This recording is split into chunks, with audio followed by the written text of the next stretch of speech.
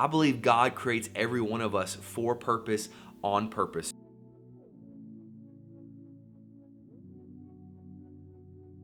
Hey, what's up, guys? Welcome to day 11 of the 30-day shred. We're reading through the entire Bible in 30 days. My name's Alex Suber, and thank you so much for clicking on this video.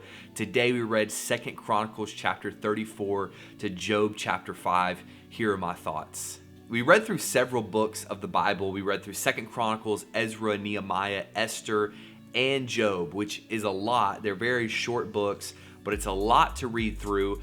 Ezra and Nehemiah are really cool because they talk about Israel coming back from captivity, and Ezra kind of reestablishes what we know as modern Judaism, and then Nehemiah reestablishes the civic kind of just the government and the way that the structure of the city works, and actually the physical structure of the wall.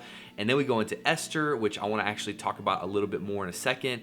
And then we go into Job, and Job's really cool because it's one of the oldest books in the Bible. Going to talk about that more tomorrow. But let's talk about Esther.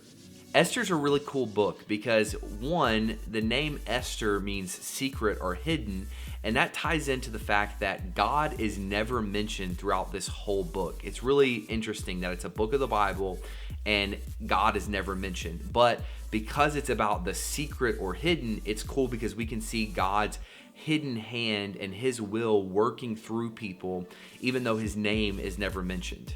God's name isn't even mentioned through this whole story, but he kind of behind the scenes, secretly, hiddenly helps this young girl Esther become queen and then save her entire people group and her entire family and extended family. All of the Jews, she saves them from being completely wiped out, and God is using her even though it's in secret. The second thing that I want to pull out is a verse that maybe you've heard before. It's from Esther chapter 4, verse 14, and it says, "For if you remain silent at this time, relief and deliverance of the Jews will arise from another place, but you and your father's family will perish. And who knows but that you have come to your royal position for such a time as this."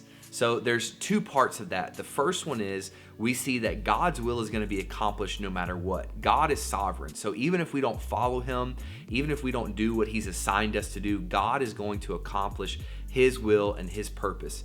But the second thing is we have to look at our life, that could it be we are in this time, this year, the city that you live in, the family that you're in, the job that you have, whatever it may be, that you are in that position for such a time as this, that God has put you there for a reason, that it's not just happenstance, it's not just random, but that God has put you there for a purpose. I believe God creates every one of us for purpose, on purpose. So maybe the situation you're in right now, no matter how random, how crazy, even how weird or unfair it seems, could it be that you are the person God wants to use to bring change and to help the people around you?